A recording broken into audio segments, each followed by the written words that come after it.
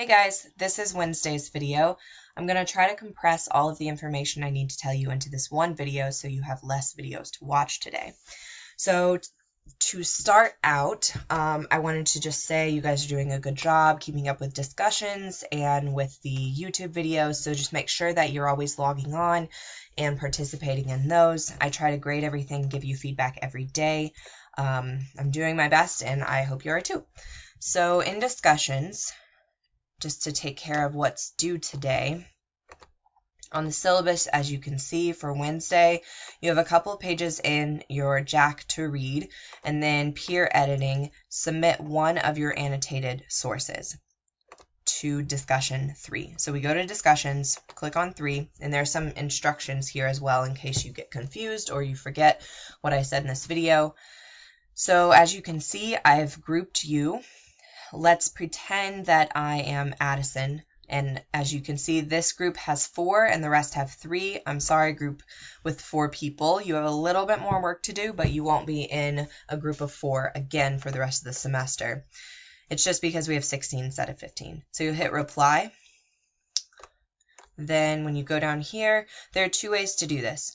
Well, there's just actually the best way for this would be just to hit browse my computer and attach your annotation. Your annotation should look something like this. This one's too long. Like yours only has to be 6 sentences, but it's this entire part. So again, this one's really long, but it should have this here. So you're practicing how to correctly MLA 8th edition worksite. And then you have 2 sentences of summary, 2 sentences of evaluation, 2 sentences of connection. If you're still confused about what that means, I'm going to talk about that in this video and in Thursday's video. So what you'll do here, browse my computer and then submit. That's going to be for Wednesday. For Thursday, you'll do basically the same thing. Come on. You'll be basically the same thing. You go into discussion 4, and keep in mind Thursday you do have 2 discussions. This one's just a page from JAC, so you might just keep an eye on that to make sure you complete everything on time. Go back into discussions, and again, if I'm Addison, I go back into my group.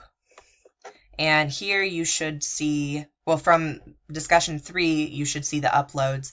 So you read your other peers' papers, and you want to comment one thing that's working well and one thing for revision on each peer. Okay, so again, if I'm Addison, I will comment for Cindy, Logan, and Luke. And you can do, this is one of 2 ways. So you can type in Cindy, this is working well, this is for revision, Logan and Luke, or you can hit browse my computer and then have already a typed document where you've already told Cindy, Logan, and Luke that one thing that they're doing well, one thing for revision each. So again, you would submit it, and that's how you do discussions 3 and 4. All right, so this video is going to cover very quickly some information from JAC in terms of note-taking, in terms of research, and how to transfer that research from the articles you found into an annotated bib. So a couple of things I do when I'm starting at researching is I don't like being overwhelmed with the amount of options that I have, so I really just slim it down to about 4 different options. The first one I always go to is the MLA International Bibliography, and this is again for the humanities. So you do all of this. It will probably ask you for your username and password. Just type those in quickly.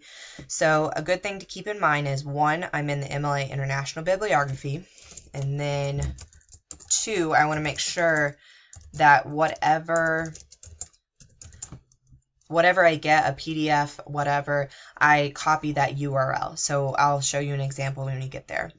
Again, I typed in a phrase, so the computer is going to recognize it as a phrase and not just 2 separate words, HBOs and Oz's. So these are, it was obviously a really good search phrase because it only narrowed down to 2 things. And I actually have read both of these for my solitary confinement paper. I'm going to go to the book, which is actually just a chapter from an anthology, this academic journal, make sure you're looking at stuff like this. So book, you guys probably won't have time to just sit and read or even skim a book. Academic journal is more up your alley. This one, however, is about 50 pages. So I'm going to show you some tricks in order for you to skip over reading 50 pages worth of relevant or irrelevant information. All right, so I just had the ebook open. Oh, Plum Matrix, right.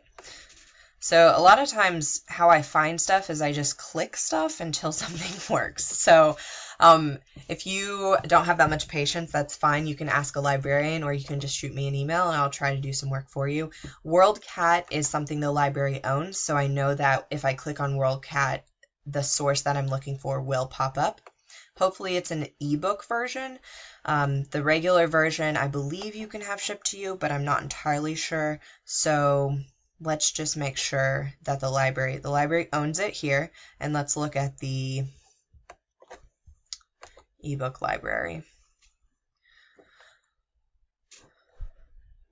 All right, so most of the research, or most of the frustration I think for students with research is just trying to find access to these darn things. So again, clicking things until it works. I know I've gotten into it before, so I feel confident that it will work again. And then this is going to pop up ebook here. Yep, view ebook. And this is just years of research and being a scholar, etc. So there's no kind of magic solution to how to figure all of this out. That's why I'm here though. So please do let me know if you have issues with access. Some things you do have to interlibrary loan, and that can take like 3 to 5 days. I've had a lot of success with interlibrary loaning, but summer classes it's almost impossible to do that because it's so fast paced. All right, so here we have an entire ebook. I'm going to go down here to contents and I'm just going to glance over it and I see, oh, HBO's Oz, cool. That's something I'm interested in studying. So then this is chapter 6. It's not an entire book. I might scan to see how long it is, see if it's manageable. And again, I would highly recommend if you don't have time to read the whole article, which I'm not new to teaching. I know students don't typically do that. So read the abstract, if there is an abstract, the introduction, and the conclusion. A lot of times even headings help you out. So you can try to look for any kind of heading with these longer scholarly articles. There are headings. And another thing that might be helpful is under ebooks, they have a search function, but for PC users, if you use Control F, or for Mac users, if you use Command F, that pops up a search window, and then you can search for any term. So this is kind of a simulation of that.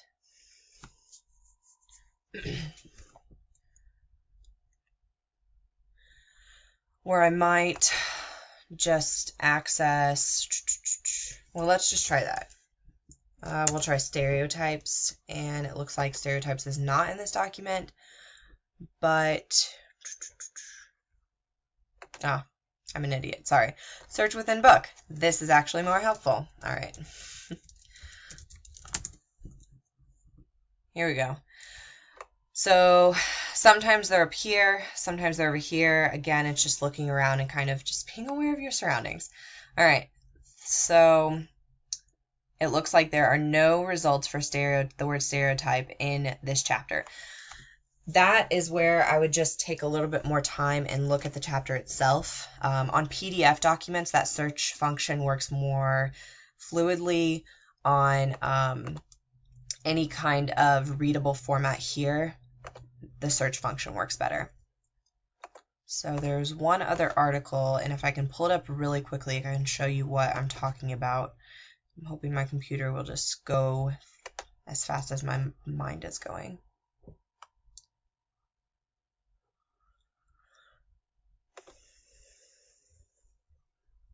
This article, the chapter 6, I did create a citation for, and we can look at it quickly. Again, I would highly recommend you download. This is the download button, and then you just save it to your desktop because otherwise you might lose it. Don't just save this, actually download the PDF, but also save this because when you get to this step of the research, creating your citation, you will need the URL or the DOI. The DOI is more accessible, however, a lot of articles don't have DOIs, so you will need the URL. Let's take Stempel's chapter here, for example. So chapter 6, what's here, I have put this into last name, comma, first name, period, the title of the article. This is either a book title or a journal title, okay, so, and it's italicized because it's the actual name of the overarching project. This is edited because it's an anthology, it's edited by this person. This is the publisher, and you'll notice that all of these are separated by commas except when you get past the pages. This is the year, page number, and then this is the database. Remember I said MLA, International Bibliography, will be important later, and then comma, the URL. The only thing that's different with journal entries is this here. So this is just another article, author, last name, comma, first name, and then you have the article title in quotation marks, the journal it came out of, Peace Review, a journal of social justice. You have a comma. This is the volume number. You put VOL period, volume number, the issue number, the year, the page range. Again, you have a period following here. Academic Search Complete is also found through the library databases. All you do again is type in Academic Search Complete rather than MLA International Bibliography. You put a comma, and this is where it has the DOI. So you literally put DOI colon, and then that number that follows, followed by a period. All right, so in the actual citation, the first sentence of the summary, so there are two sentences for summary. The first sentence of the summary should be what the article is about. So I used this. This is talking about prison rape, and Oz was a show that graphically featured this. So this article is really getting into this and talking about this a lot. Stempel. Who is Stempel? I need to know that. I need to tell my audience who that is. Why is this person credible? So Jack talks a little bit about bias, objectivity, accuracy, credibility, authority. Stempel has an authority on this topic, and I kind of say who this is. And then the second sentence of your summary should be the argument of the article. That's often found in the introduction, and it's often reiterated in the conclusion. That's why I'm telling you to read these pieces.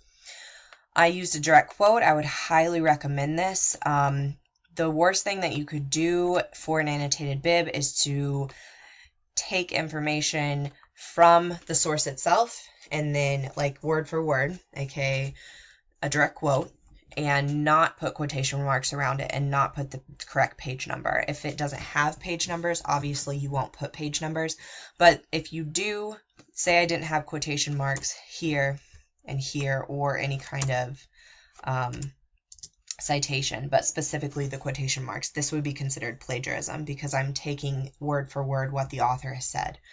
So our quick fix to that, you can use what the author has said, you just need to put it in quotation marks. If you omit anything in the direct quotation, you put ellipsis points. This is followed by a period. And if you add anything to the quotation, you add brackets. Okay, so I added the word because here. These small tedious rules we will go over throughout the semester so you know how to direct quote more efficiently. The second part, evaluation, is if there is some bias, please acknowledge it. Or if there is basically if it's effective, if it is accurate, is it relevant. The pages 24 through 28 in Jack will help you with this information.